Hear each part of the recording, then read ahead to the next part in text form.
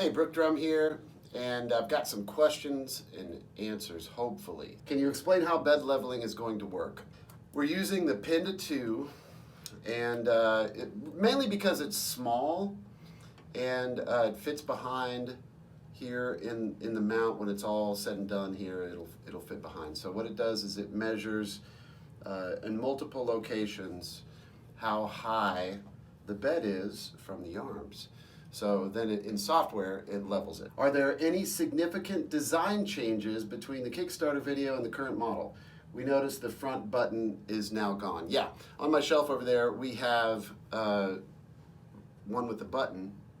And we're always trying to drive cost out without taking away any features. So I had that on the front because I'm partial to those pretty buttons with LEDs. But on the back here, we got a switch. It's very simple. It's like a computer, so that button is gone. The power supply is inside here, and so I had to make it wider. When you go to assemble, you find these little itty bitty improvements that you can make, and so we'll continue to make those until we ship. And some of it is for manufacturing. How easy is the Bowden tube to disassemble if there's a filament blockage? There's a Bowden tube right here. You press the blue, you pull out the Bowden tube. Yes, it's bundled with the wires just for neatness. So you can just pop that out and pull the filament out. It's no problem. It's just like any other Bowden tube 3D printer. Not a big deal, don't be scared. Are there any differences in printer size and print area with this model, or is everything the same as specifications shown previously? Yeah, there has been changes because the realities of all the decisions we made. Some of these decisions were made ad hoc, like in process.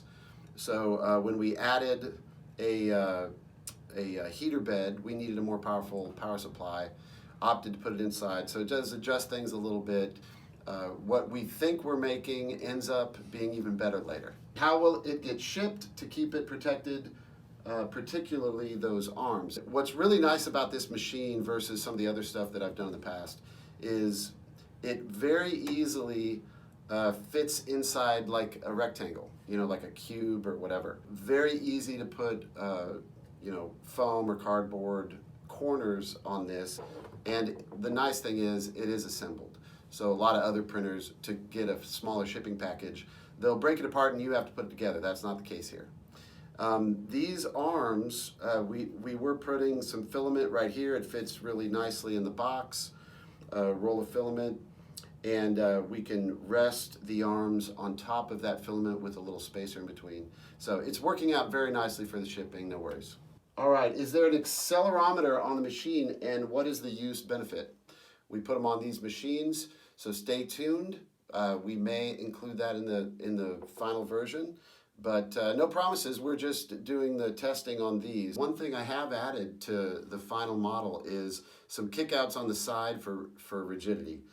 Let's see, can we see the pen holder and how a pen will attach? No, I don't have it right here with me. But the beautiful thing about this style of printer is there's a tool holder right here. I'll take this one off and show you, since it's just mocked up here. So that's the tool holder for the hot end.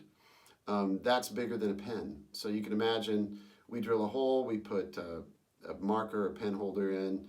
Maybe you want to 3D print your own and fit in here, but we'll make one. I kind of like the idea of a Sharpie because I love Sharpies. But when will we see test prints? Well, the reason I haven't shown test prints is because I could show you test prints from these machines now that were made using a different set of electronics in the early beta, the alpha period of the machine.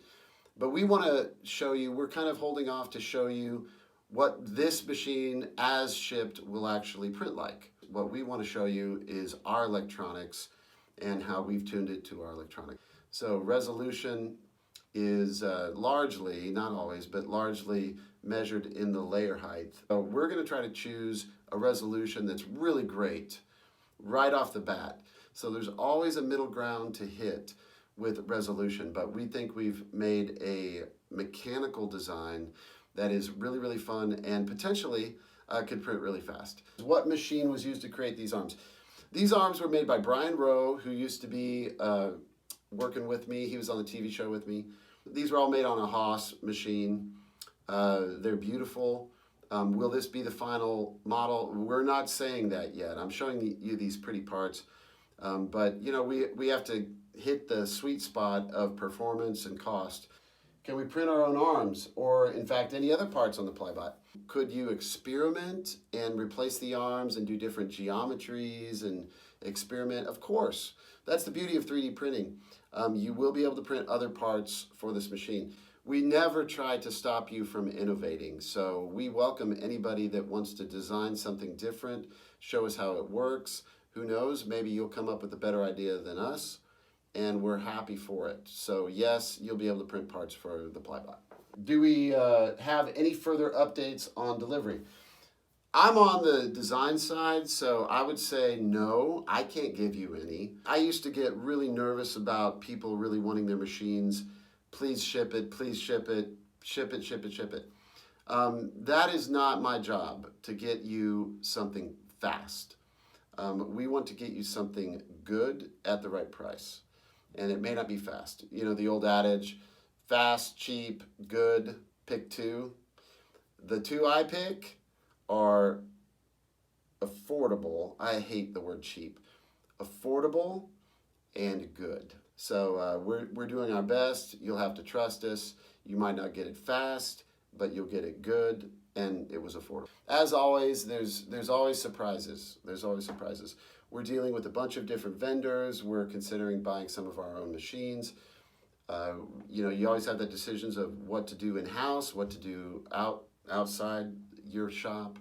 So we are trying to build a sustainable company here that does a great job making 3D printers that are very unique, tons of fun.